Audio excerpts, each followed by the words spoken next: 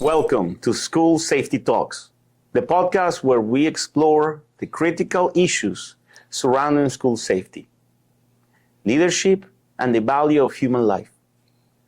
Today, I'm honored to speak with one of the most respected voices in Jewish thought and interfaith dialogue, Rabbi Pinchas Brenner, former chief rabbi of Caracas, Venezuela, author, teacher, and international spiritual leader. Rabbi Brenner has dedicated his life to build understanding and guiding communities around the world. Today, we dive into the Jewish view of life, responsibility, and protection. Thank you, Rabbi. Thank you for being here. Thank you for asking me. From the spiritual point of view and from the Torah point of view, the Halakha point of view, why is so important the preservation of life? Well, first of all, I believe that man has a mission in this world. You weren't created just to eat and to sleep. You have something to do in this world. In order to do any of these things, you must be alive. When there's no life, there's nothing. So therefore, the most important thing is life. As a matter of fact, not only Judaism, I think every state, as a first obligation, has to ensure the physical integrity of its people. Because without life, you can't do anything. It depends what you're going to do with your life, true. But let's start with life. And in the beginning, God created. You cannot create without life. That is very deep. But let me ask you, from the Halakha perspective, what exactly the rabbis and the scholars say about the preservation of life? Well, here we are. You are in this world in order to fulfill mitzvot. Mm-hmm. Mitzvot are God's instructions on how you're supposed to behave. How you're supposed to behave toward yourself, toward your fellow man, and toward God, and toward society also. So in order to fulfill any of the mitzvot, you must be alive. You must be able to do things. You know, a mitzvah is to do something. Some mitzvot have to do with speaking, let's say. You have to recognize that there's only one God in this world. You have to have the right intention. But most of the time, it's something that you have to do. If a poor man extends his hand to you, he doesn't care that much, really, what your intentions are when you give him the help that he's soliciting. But on the other hand, when you give it to him, now, if you're not alive, you can't do it. So you must be alive in this world. To think, to contribute to society, you must be alive. And this is a very important difference between the world of Islam, where there seems to be a worship of death. But yes, no, there is a world to come, but we don't know anything about what happens in the world to come. That's in God's hands. In your hands is to do in this world. So therefore, we are constantly concentrated in preserving life. You're not permitted, for instance, to take a knife and lacerate yourself. We can't do tattoos. You're supposed to go to a doctor when you're sick. It's an obligation to cure yourself because you have to be alive in order to do something. To bring good in this world, you must be alive. And for the audience, the people that we have that they're not necessarily Jewish and, for example, just briefly, they don't understand what a mitzvah is. Can you explain just a little bit what the mitzvot means for a Jew? Okay. Let me tell you about Jewish history a little bit. Okay. You know, we were born as a nation as slaves. In Egypt is where we consolidated into being a nation. And mind you, it's actually distress, difficulty that brings people together. War brings people together. When there's an enemy outside, you have to unite. Peace, then you feel you can do whatever you want. So we were born under difficulty. However, when you break the chains of slavery, what happens then? You're free to do anything you want? That's also no good. You know, I have to respect I have to give you your territory, your space. I have to respect another human being. So God took us from slavery to Mount Sinai. In Mount Sinai, he gave us a code of laws, how to behave in this world. how to utilize the freedom that you have. It says in the Bible, Harut ala luchot. The 10 Commandments were engraved on 2 stones. Harut means engraved. So our rabbis say, don't read Harut, read Cherut. Cherut means freedom. Actually, the law gives you freedom. If there is no law, you can't walk in the street because somebody is going to do something to you. But there are laws in this world that protect you so that you can exercise your freedom as long as you don't interfere with somebody else's freedom. Let me ask you something, because you mentioned something that caught my attention. Hard times produce great leaders, and good times produce weak people. Can you tie that to what you just said? That's right. As a matter of fact, I'll tell you something that may be a heresy. Israel is surrounded by enemies that want to destroy it, and you see it more every day. The more they want to destroy you, Most unite we are. it unites you. If there would be peace around Israel, maybe we would eat each other up, because we Jews are very difficult people. We have independent thinking. I think like this, you think like that. While if there's a common enemy, but that's not enough. It's not enough to have a negative reason to be united. You also must have a goal. What is the goal of the Jewish people? The goal of the Jewish people is to be a co-creator with God. Rabbi Akiva, one of our greatest sages, had once a discussion with a Roman called Rufus. Rufus said the following: why do you circumcise your children, your boys? If God wanted you to be circumcised, you would have been born circumcised, right? So Rabbi Akiva said, how do you do bread? God gave you the sources for bread, the seeds in order to have wheat. But then you have to take this seed, you have to make it into flour, you have to combine it with water, you have to bake it. In other words, you are co-creator with God. God created this world, but he created an imperfect world. You are God's partner in perfecting this world. Are you going to complete the work? No, but this is your task every day. What do you contribute to make this a better world? That's what we call tikkun olam. Exactly. Very good. Exactly. It's very deep thought. From a Jewish perspective, what is the responsibility of the individual, the community, the school in protecting life? First of all, you have to protect your own life, right? But you also have to protect somebody else's life also. Azov ta'azov imo. You have to help him to get, when he is in dire situation, you have to help him get out of this situation. Kol Israel arevim ze laze. In the Jewish people, each and every one of us is responsible for the other person. And I'll give you a little example. One of the mitzvot is to sanctify the Sabbath, the 7th day of every week. Saturday is a day of rest. It's a holy day. How do we do that? Well, you recite a blessing, you say that God ordered us to sanctify this day, and that is called kiddush, that you do over a cup of wine. Now, you have to do this once. You do it once on Saturday, that's enough. Yet, if you go to somebody's home and nobody said kiddush, you can do kiddush for them as well. We are a unit. If somebody is not doing his right thing, I have to make sure to help him, and there's something missing in me. In other words, if there's a robbery in society, there's something wrong with me too. In other words, I am part of that society and something isn't right. So I, as a unit, I have to contribute to the wholeness of this society. How does Judaism balance the value of life with the idea of free will or risk? And if there's a limit to precaution? But I think that the most important value is life. Now, your life comes before somebody else's life. In other words, if somebody takes out a gun and points it at you and wants to shoot you, you have the right of making sure that he doesn't kill you, because your life goes before his.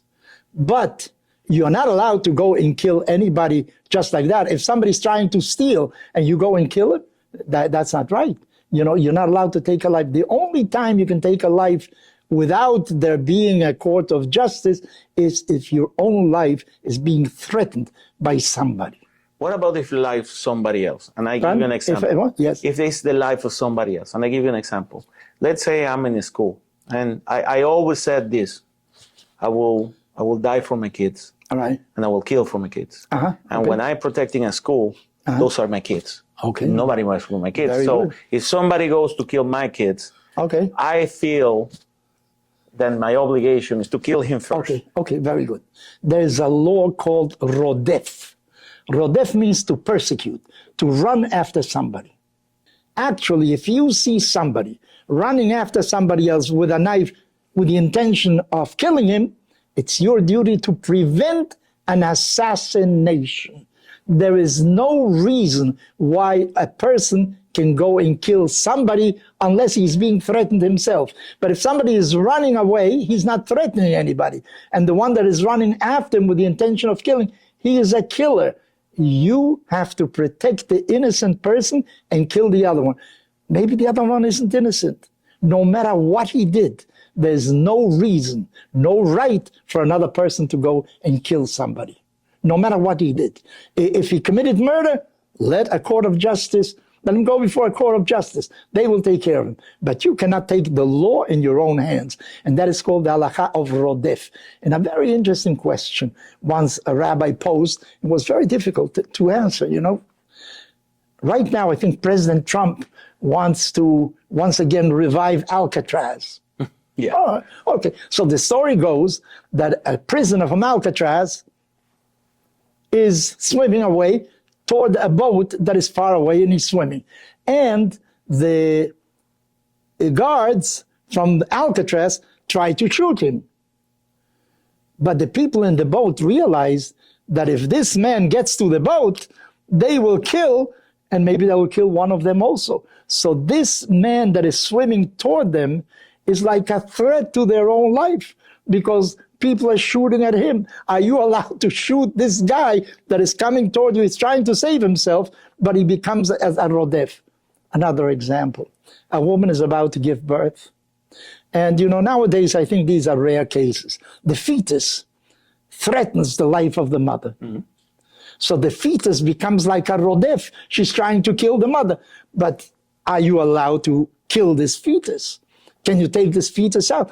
On the other hand, people argue, but this fetus has no will of its own. It's doing something. These are complications of it, just to tell you that we take it very seriously. If you see somebody that is going to do damage, hurt somebody else, it's your duty to prevent that. It's a mitzvah to prevent it. Remember when I was watching the Schindler List, they say in the Schindler's, and when they make the ring for him, it says that whoever to save one life saves the entire world. Yeah. Can you talk a little bit about that phrase? Sure, why not? Why not? First, I told you that life has an infinite value. How much is infinity plus one? Infinity plus a million, still infinity. You cannot add up infinities, even though there are degrees of infinity, because I studied mathematics and we have different things. You know, the number system 0, 1, 2 is one infinity, but then you have fractions is a different kind of infinity. There are real numbers, imaginary numbers, but infinity means you can't add anything to it. In the beginning, God created a couple, Adam and Eve. They had 2 children. Cain and Abel. Cain killed Abel. What Cain did was kill a fourth, 25% of humanity. There were only 4 people. So our rabbis say that he who kills a human being, it's as if he's killing humanity. And on the other hand, he who saves a human being, it's as if he saves humanity. Because take a look. You have a concept of God, I have a concept of God, you have a concept of the universe, but each and every one of us is a whole universe. When you finish a life, you're finishing a whole universe. That concept, that idea of the universe is no longer there. Each and every one of us is an individual. And according to the Torah, the Jewish tradition, each and every one of us, every human being, Adam wasn't Jewish, by the way. Neither was Eve, his wife. Didn't exist at the time. No, but they have infinite value because we were created in the image of God.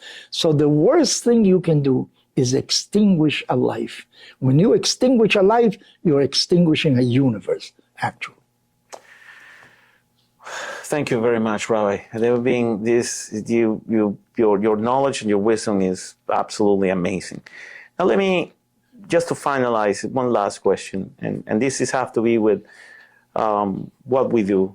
We protect schools. We protect. I keep saying that we protect life. All my personnel, I have great human beings protecting what matters for us, which is the kids and the staff and people who didn't sign to get shut down in the school. You want to give a message to them, to these people that, for me, register very high when you put your life in at risk for others. Mm-hmm. When you go every day and you wake up and you go to school to protect kids that are not yours, but you care for them like it was yours, because that is the mission, that is the most important thing. Mm-hmm. Do you have a message for them? Sure, why not? There is a Mishnah, a teaching of our rabbis, that says the following. There are things in this world that have no limit. What does that mean? For instance, during the holiday of Passover, you have to eat matzah. You have to eat 5 kilos of matzah. One little piece of matzah, that's enough. You're already fulfilled because you're supposed to eat matzah. But there are things that you're never finished with them. Are you finished with honoring your father and your mother? I think next Sunday is going to be Mother's Day. You brought her flowers. That's what honoring your mother means? You never finish with that. If you have a father who's a drunk, you have to support him. He's your father. You're never finished with that. You know, somebody asks you, I need a little help. You will give him, okay, I finished already with helping my fellow man. You never finish that. If somebody else extends its arm, you got to do it all over again. You know, there are certain things that have no limit. But that Mishnah concludes and says, you know what is the most important thing of it all? Is study. Study has no limit. So the best thing you can do in this world is study. Maybe this is why Jewish people excel, because from centuries ago, when people thought that fortunes, real estate, knowledge is the most important thing. So if you protect knowledge, you are doing, I think, the greatest mitzvah there is in this world. Because here's another thing. You have $100, and I tell you, why don't you give me 10? Okay, you give me 10. How much do you have left? 90. You have 90 left, right? Very good. Okay, how many suits do you have? You have seven suits. How about giving me a suit? You give me a suit, you got six suits. Okay, you share with me some of your knowledge. Do you have less knowledge because you shared it with me? I have the same. Not only that, you have more. Because in order to teach me, you had to reduce it in language that I would understand, and that itself sharpens your mind. And knowledge it never finishes. That's the best thing you can have. And if you work to make sure that young people study and are safe, you are probably doing the greatest mitzvah there is, because study is the most important thing. Thank you, Rabbi. It means a lot to me. Thank you very much. Rabbi Brenner, thank you for your wisdom and for helping us reflecting on the deepest spiritual responsibility we all share to protect life, not just physically, but morally and spiritually. Your insight reminds us that safety is not just about systems and protocols. It's about the values, community, and a shared sense of purpose. Thank you, Rabbi. Thank you again.